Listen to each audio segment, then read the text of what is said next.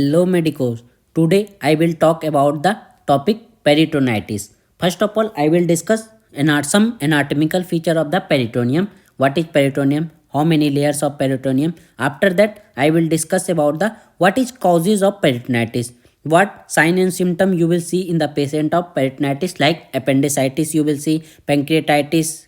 These are the causes of peritonitis, appendicitis, pancreatitis, cholecystitis, intestinal obstruction. These are main causes of the peritonitis. Sign and symptom you will see different sign and symptom: pain, nausea, vomiting. Then I will discuss also some features of the symptoms you will see only in the peritonitis of the patient. After that, I will discuss about the classification of peritonitis on the different basis, like clinical course, on the basis of how these bacteria affect, where bacteria live in this. So I will discuss classification of peritonitis, and after that I will discuss diagnosis, which method we will use for the diagnosis of peritonitis, and what you will see in the patient blood when peritonitis occur. And lastly, I will discuss about the treatment and complication of the peritonitis. So focus on the video and you will understand everything. So let's start the video.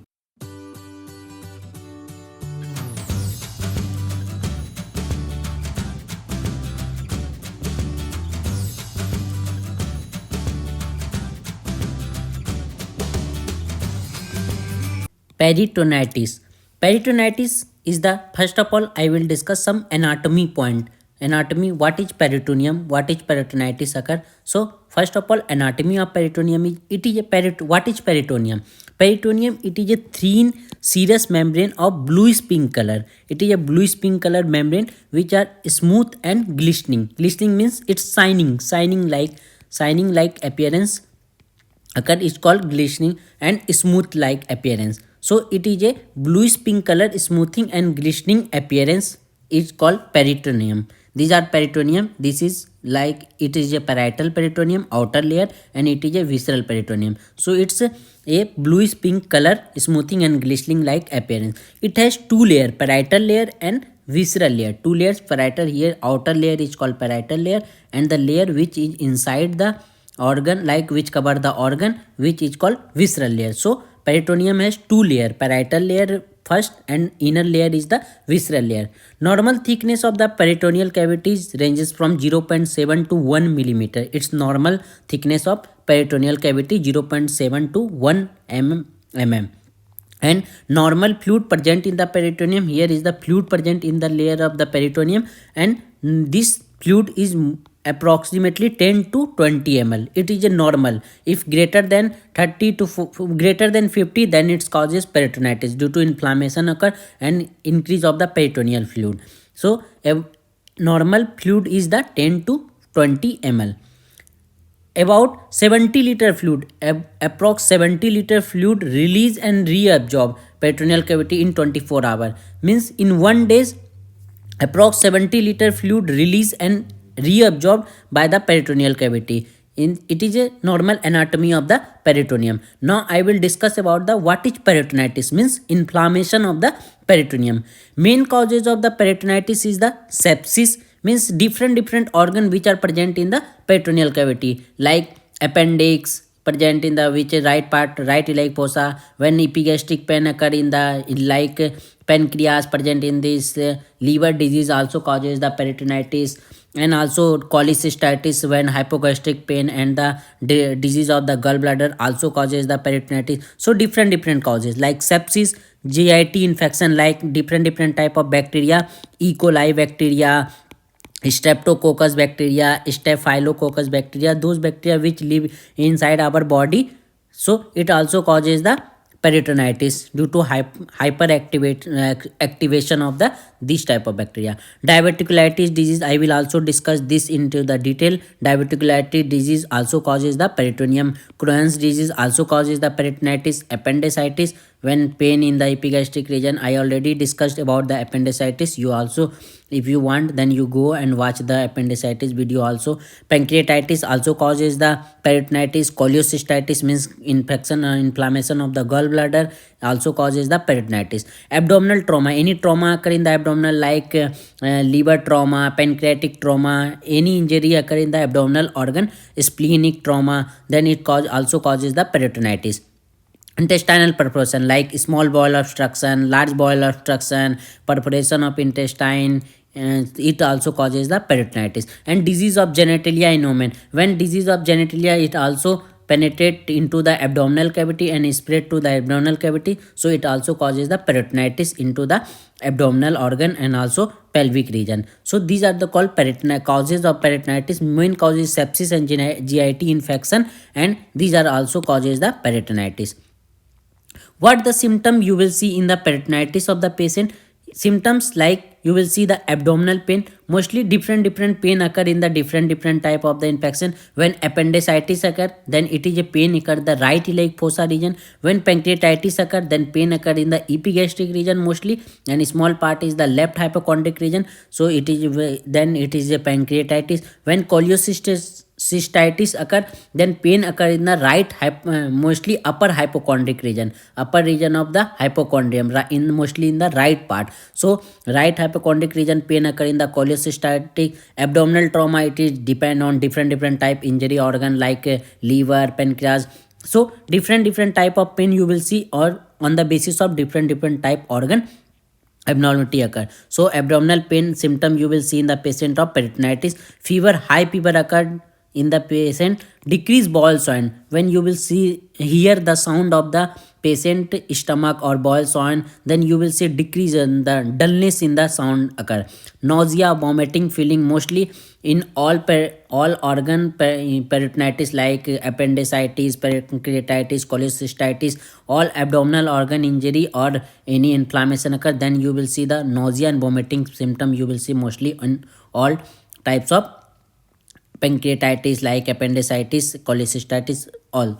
Rebound tenderness means tenderness when pressed in the region, and when you will see the pain occur after rebound. So rebound tenderness, also tenderness and rebound tenderness you will see in the patient of peritonitis. Increase heart rate, high heart rate, decrease blood pressure decreases in the patient also feel thirst and dry and frigid tongue. Like you will the patient you will see the patient, then patient also, yes, complain you there is a dryness in the, he feel dry in tongue. So it is also symptoms you will see in the patient of peritonitis. Here you will see the peritonitis. Inflammation of peritoneum occur, inflammation of peritoneum occur. So this is about the peritonitis. Now I will discuss what is the classification of peritonitis on the different types. Classification of peritonitis. Classification of peritonitis mostly occur how this affection occur, how this affect. First is primary peritonitis and secondary peritonitis. Primary peritonitis mostly affection of peritoneum by the microorganism that penetrate.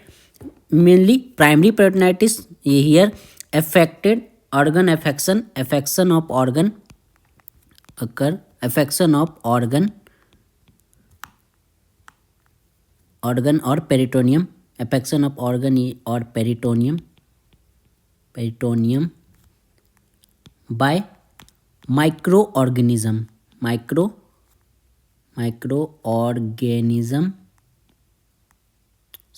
microorganism that penetrate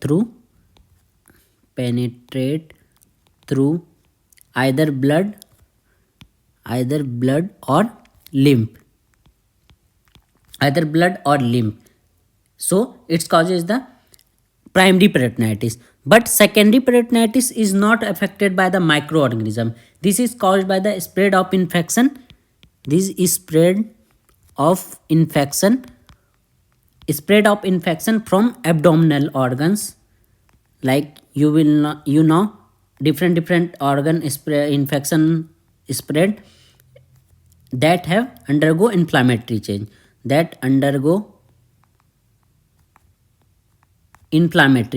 so it causes the secondary peritonitis. It causes that undergo inflammatory changes, like appendicitis, pancreatitis,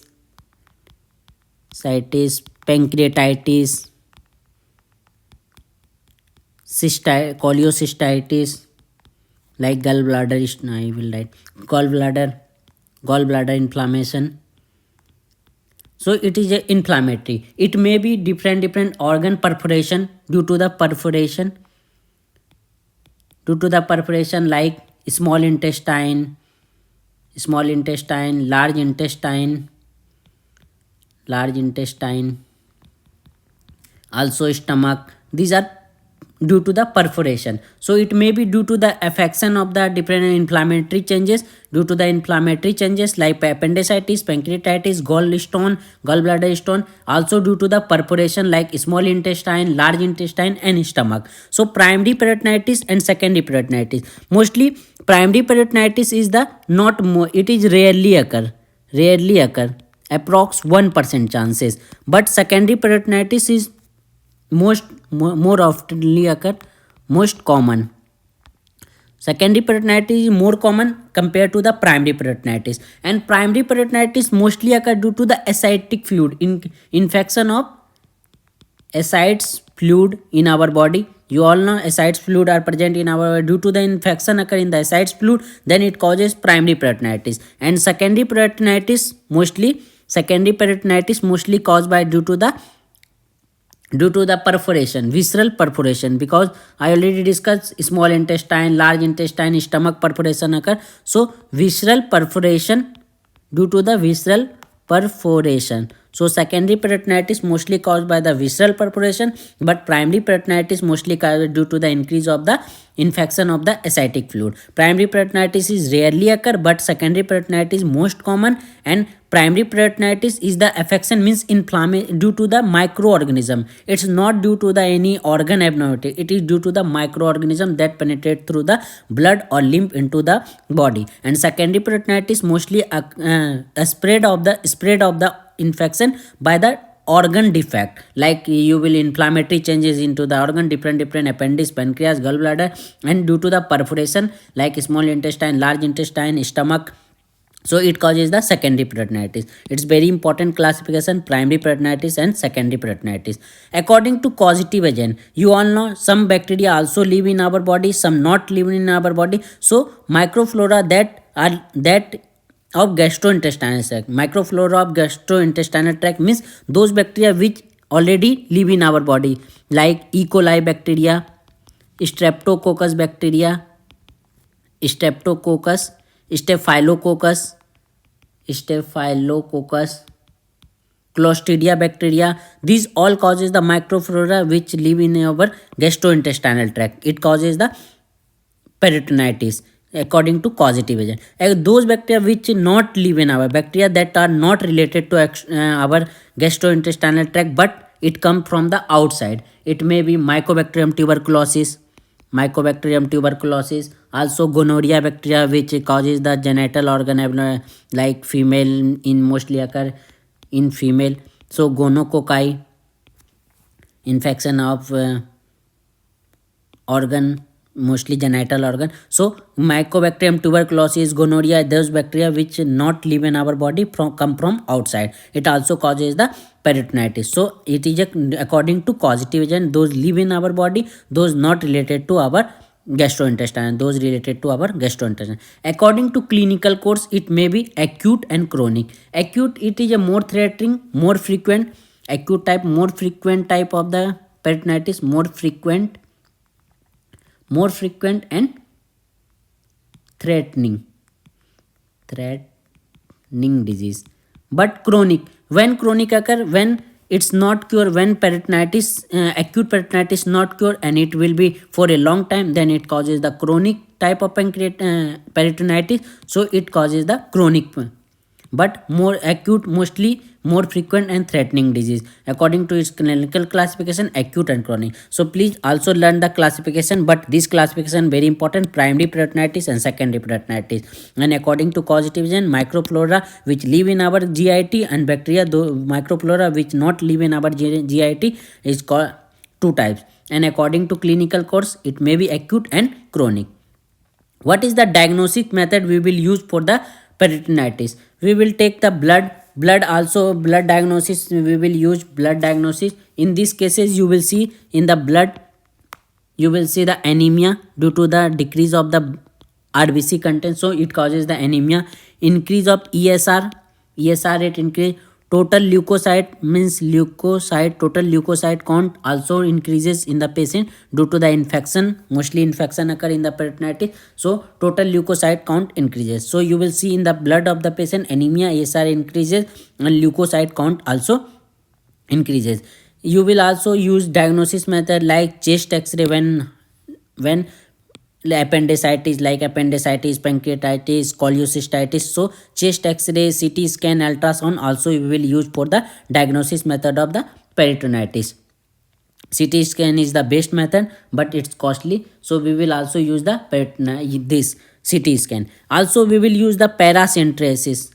I will write paracentesis. Paracentesis is the method if the acid fluid are present in the body. Like I already discussed, acid fluid increase, infection of acid fluid occur in the primary peritonitis. So if present of acid fluid in, so we will use the paracentesis method of diagnosis of the peritonitis. So paracentesis also we will use for the diagnosis of the peritonitis.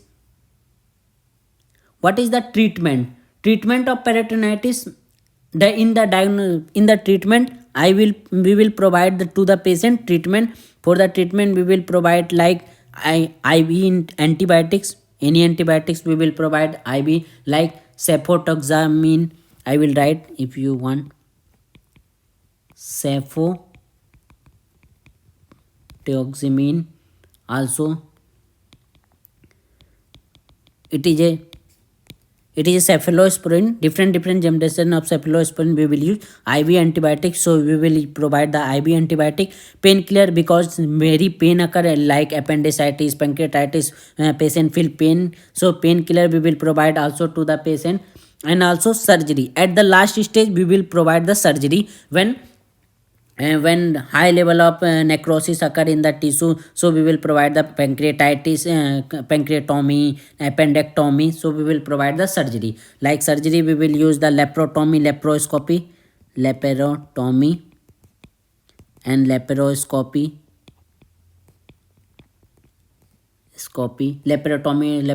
peritoneal lavage we will also use.